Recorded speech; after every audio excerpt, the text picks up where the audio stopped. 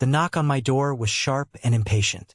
I already knew who it was before I even checked the peephole.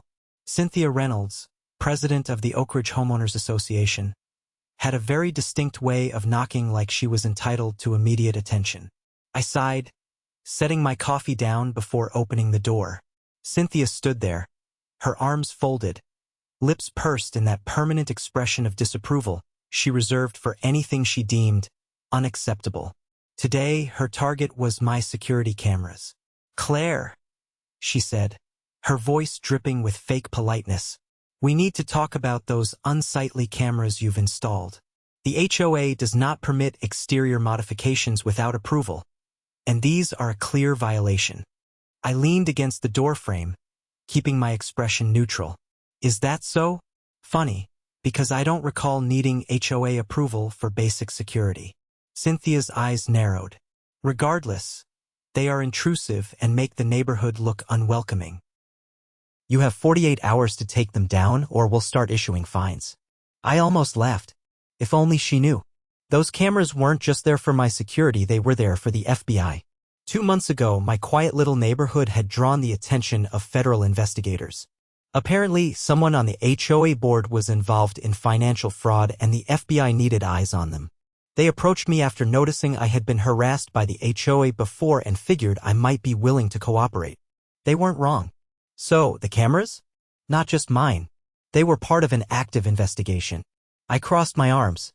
"You do what you need to do, Cynthia. But those cameras aren't coming down." Her nostrils flared. "Then you'll be facing serious consequences, Claire." I watched her stomp off, heels clicking against my driveway.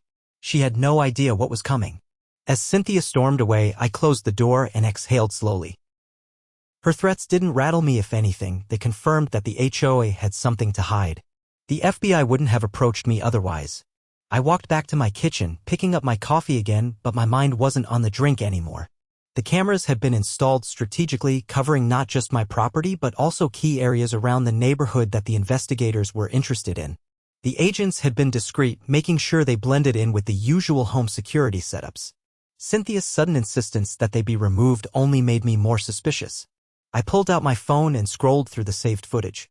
The system automatically flagged any unusual activity, and sure enough, there were multiple clips of HOA board members meeting in odd places late at night near the community clubhouse, whispering in hushed tones outside Cynthia's house. They were up to something. My phone buzzed. It was Special Agent Harris, my FBI contact. He never called unless it was important. When I answered, his voice was calm but firm. He asked if anything had changed since their last visit, so I told him about Cynthia's sudden demand for camera removal.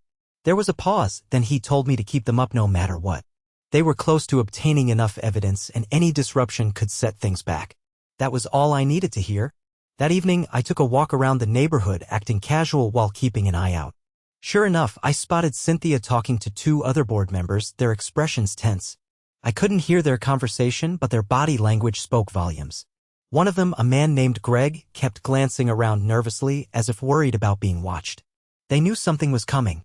I returned home and checked the latest footage. The cameras had picked up Greg sneaking into the HOA office after hours, carrying a large folder under his arm. Minutes later, Cynthia arrived and they both disappeared inside for nearly an hour. When they emerged, Greg looked shaken while Cynthia had a determined set to her jaw. I copied the footage onto a secure drive and prepared to send it to Agent Harris. If they were moving documents around, it meant they were trying to cover their tracks. The next morning, a letter was taped to my front door. A formal notice from the HOA claiming that my security cameras were a visual nuisance and ordering me to remove them within 24 hours or face escalating fines. They were getting desperate. I took the letter inside and snapped a photo, forwarding it to Harris. Minutes later, he replied, telling me to do nothing and let them escalate.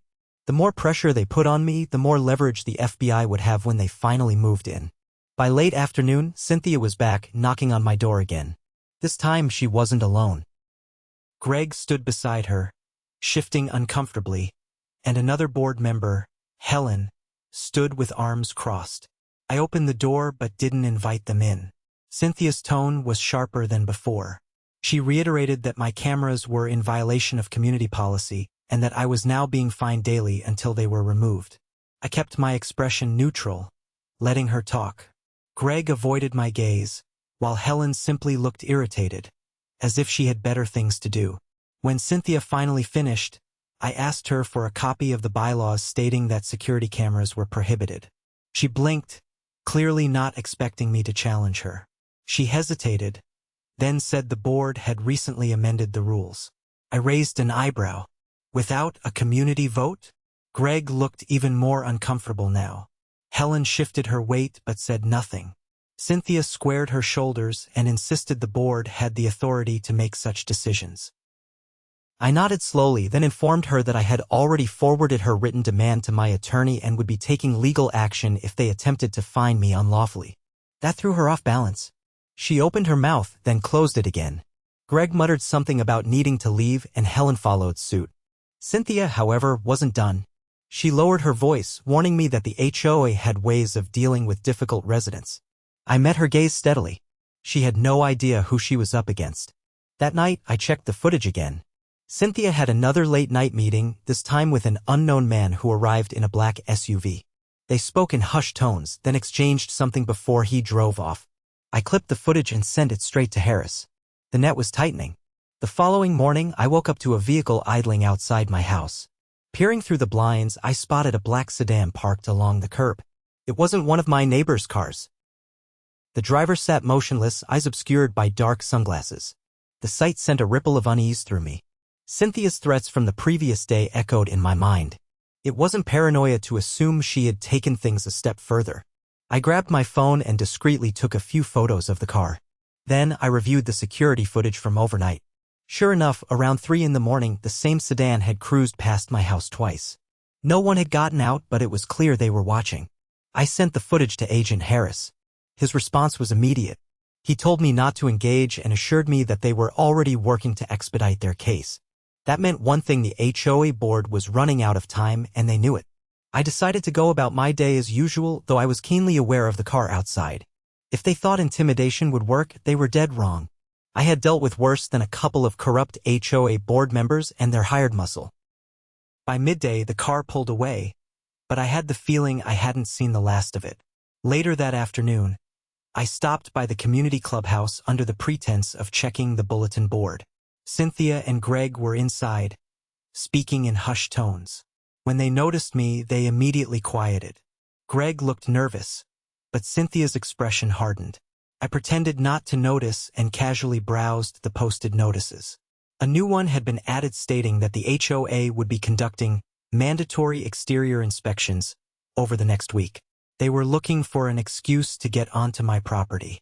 I turned to Cynthia and asked if this was a new policy. She gave me her usual condescending smile and explained that they were simply ensuring compliance with community standards. Greg avoided eye contact entirely. I didn't press further. Instead, I walked out and immediately called Harris. He instructed me to deny any HOA members access to my property and to secure all documents related to my home. If they were desperate enough to fabricate violations, they might try something worse. That night, I reinforced my security system and double-checked the camera feeds. Around 1 in the morning, movement triggered the backyard sensors. A shadowy figure appeared at the edge of my fence, pausing as if contemplating their next move.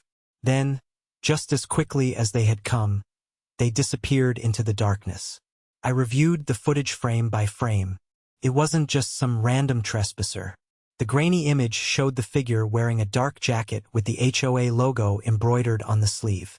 They were getting reckless. The next morning, I awoke to another letter taped to my door. This one accused me of unauthorized landscaping modifications and threatened additional fines. I laughed. They weren't even trying to be subtle anymore.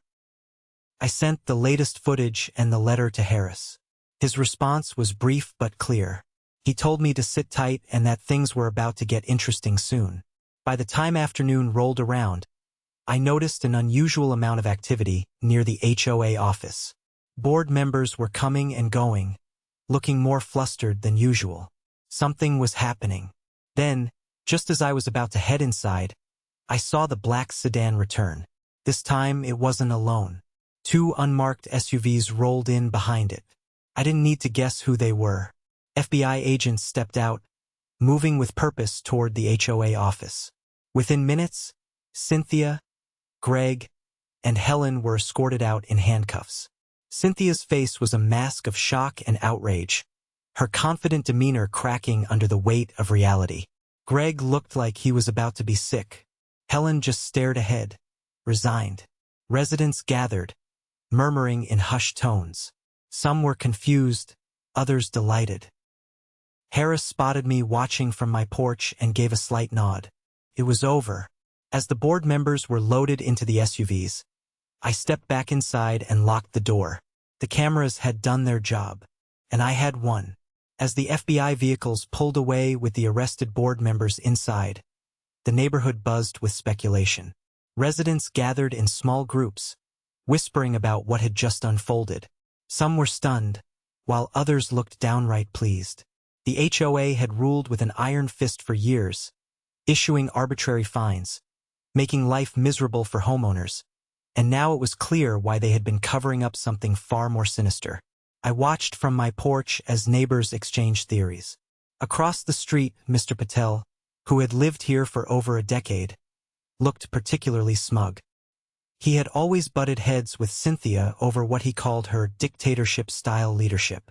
Now he seemed to be enjoying the downfall. I resisted the urge to join the gossip and instead stepped inside, shutting the door behind me.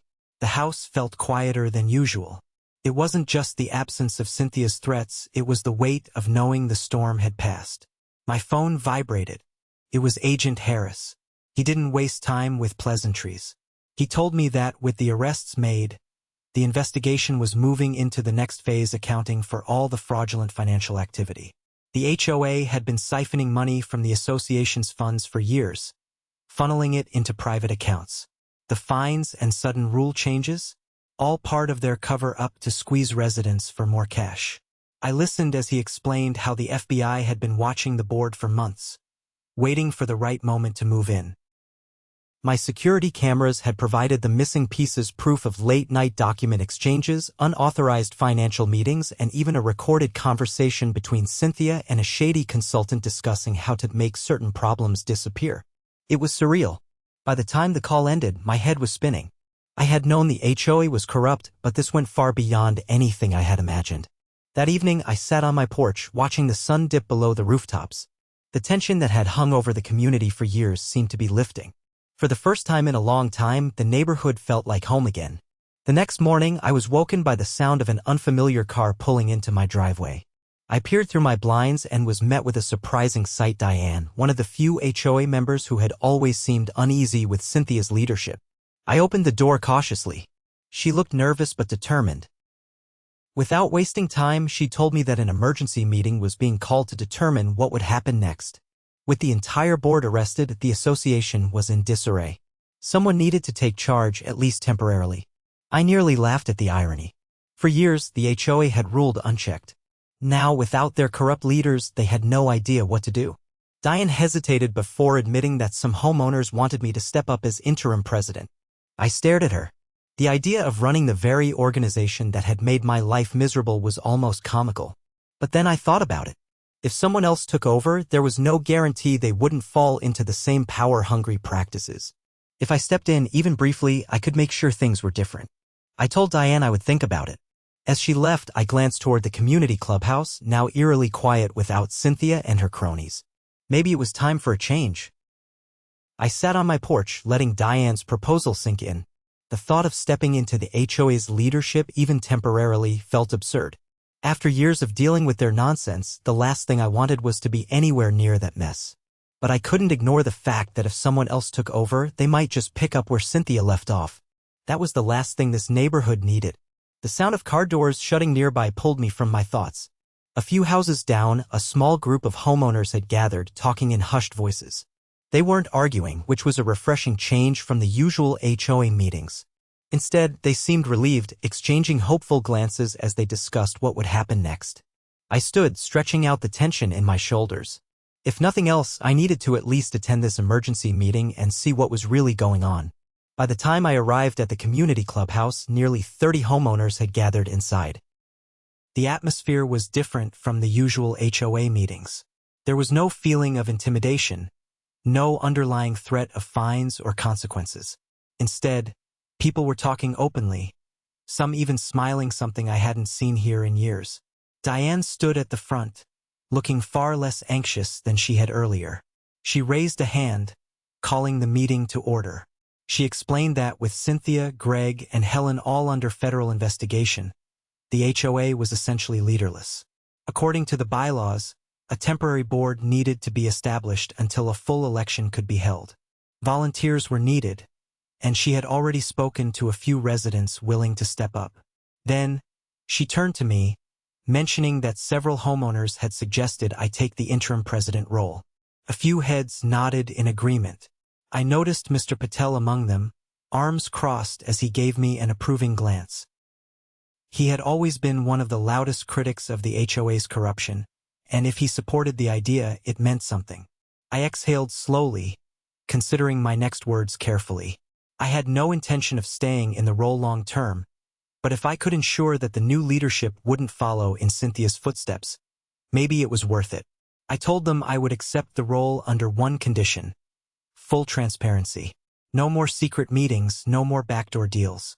Every financial record would be open for review, and no decision would be made without a community vote. The room erupted in agreement. Diane smiled, clearly relieved. She motioned for a vote, and within minutes it was official. I was now the temporary president of the Oak Ridge Homeowners Association. As the meeting wrapped up, homeowners started discussing changes they wanted to see. Some mentioned the ridiculous fines. Others wanted the HOA fees reviewed to ensure no more money was being siphoned off. A few even suggested disbanding the HOA completely, though that would take time and legal maneuvering. I stayed behind after most had left, reviewing what needed to be done first. Diane handed me a folder containing HOA financial records, or at least what was left of them. Many documents were missing or incomplete. It was clear that Cynthia and her crew had been destroying evidence before they were arrested. This wasn't going to be easy. Later that night, I sat at my dining table, combing through the records. What I found was even worse than I expected. There were unauthorized wire transfers, payments to non-existent contractors, and absurd expenses labeled as community improvements that never actually happened. I sent everything I found to Agent Harris. He responded quickly, confirming that the FBI was still digging through the HOA's financial activity and that my findings would help strengthen their case. For the next few days, I worked with Diane and a few other homeowners to stabilize what was left of the HOA. We canceled unjustified fines, halted unnecessary spending, and started drafting a new set of guidelines that prioritized fairness instead of control. Then, on the fourth day, something unexpected happened. A man in a suit showed up at my door. He introduced himself as Edward Langston, an attorney representing a group of investors who had been working with the HOA before Cynthia's arrest. I immediately didn't like the sound of that. He explained that his clients had been in discussions with Cynthia about a redevelopment project for the community. Essentially, they had been planning to buy out several homes, demolish them, and replace them with high-end townhouses. The project had been kept under wraps because Cynthia had been negotiating terms behind closed doors. I was stunned. If this was true, then Cynthia had been planning to change the neighborhood entirely without telling anyone. Langston smiled in that oily way that only lawyers and con artists seem to master. He suggested that since I was now in charge, I should consider moving forward with the deal. I asked him for documentation. If he was telling the truth, there would be contracts, agreements, something in writing. His expression faltered slightly, but he handed me a folder. I flipped through it, my stomach twisting as I saw Cynthia's signature on multiple pages. The terms were outrageous. Several homeowners would have been forced to sell for far below market value, and the investors would have taken full control of the HOA once the project was complete. I closed the folder and met his gaze. I told him in no uncertain terms that the deal was dead. His smile didn't waver, but I saw the twitch in his jaw. He thanked me for my time and left, but I knew this wasn't over. That night, I called an emergency meeting. Homeowners arrived quickly, some still in their pajamas, others looking half awake but alert. I laid out everything: the redevelopment plan, the forced buyouts, the fact that Cynthia had been making these deals without anyone's knowledge. The reaction was immediate outrage. Mr. Patel was the first to speak up, demanding that we take legal action to void any agreements Cynthia had made.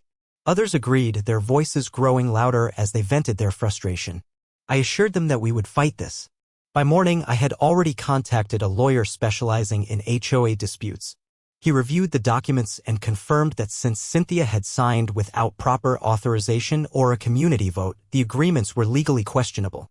The investors wouldn't go down easily, but we had a solid case.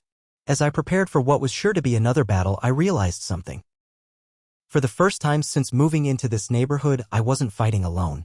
The next few days were a whirlwind of legal maneuvering, emergency meetings, and tense phone calls. The homeowners were furious over Cynthia's shady redevelopment deal, and they weren't alone.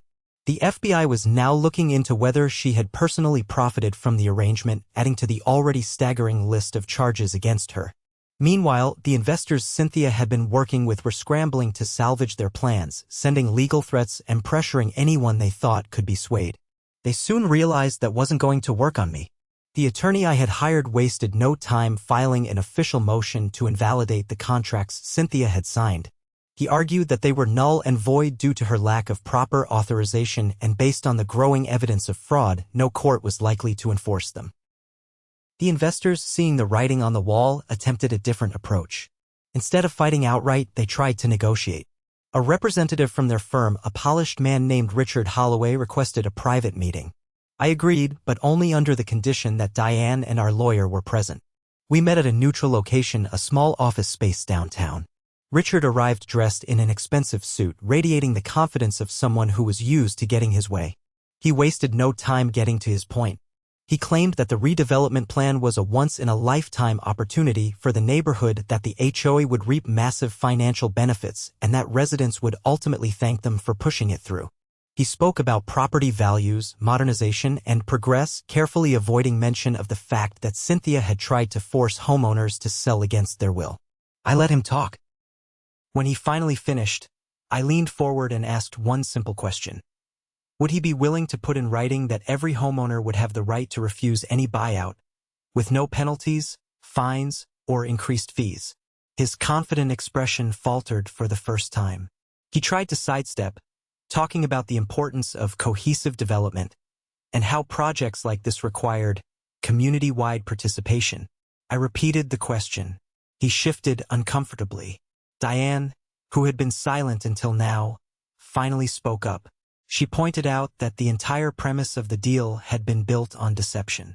If it was really such a great opportunity, why had Cynthia kept it hidden? Why had she been sneaking around, signing documents in secret meetings rather than presenting them to the community? Richard had no good answer. Realizing he was cornered, he dropped the charm and switched to veiled threats. He warned that blocking the project could result in costly legal battles, that the investors had deep pockets and would fight to protect their interests. He insinuated that dragging this out could bankrupt the HOA. Our lawyer simply smiled and handed him a document. It was a formal legal notice stating that the HOA had officially nullified the contracts, citing fraud and lack of authorization. It was already filed with the court. Richard stared at it, his jaw tightening. I stood, signaling that the meeting was over.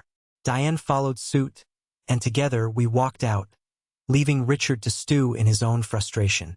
Back at the neighborhood, word had spread fast. Homeowners were relieved, but the fight wasn't over yet. The investors still had the option to sue, and while our lawyer was confident they wouldn't get far, we had to be prepared for anything. Then, just when I thought things couldn't get more chaotic, I got a call from Agent Harris. He told me that Cynthia had finally cracked under pressure. Facing overwhelming evidence, she had decided to cooperate in exchange for a reduced sentence. That meant she was spilling everything, including details about the investors, hidden bank accounts, and most interestingly the fact that some HOA board members from other neighborhoods were involved in similar corrupt schemes. The FBI was expanding the investigation. By the end of the week, more arrests were made. Greg and Helen, Cynthia's closest allies, were hit with additional charges. A few other HOA board members from nearby communities found themselves under scrutiny as well. It turned out that Cynthia wasn't just running a scam in our neighborhood, she had been part of a larger network of corrupt HOA officials siphoning money from multiple communities. The fallout was massive.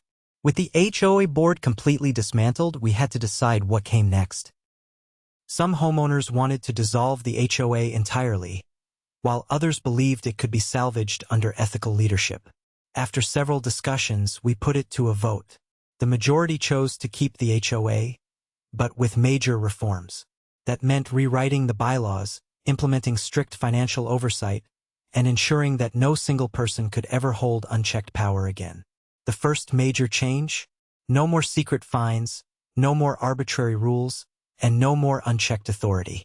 Every decision would require full community approval. And, just for good measure, I made sure to have a clause added stating that no HOA official could ever demand the removal of legally installed security cameras. The irony wasn't lost on anyone. With the investors backing off, the fraud exposed, and the corrupt board members facing justice, the neighborhood finally had a chance to heal. For the first time in years, people felt safe in their own homes. As for me, I stayed on as interim HOA president just long enough to ensure that the reforms were properly implemented. Once everything was in place, I stepped down, handing the position over to Diane, who had proven herself to be one of the few people genuinely interested in doing right by the community. On my last day in office, I stood outside my house looking up at the security cameras that had started this entire mess. They were still there, watching over my home. But now, they weren't just protecting me, they had protected an entire neighborhood. And in the end, that was a victory worth fighting for.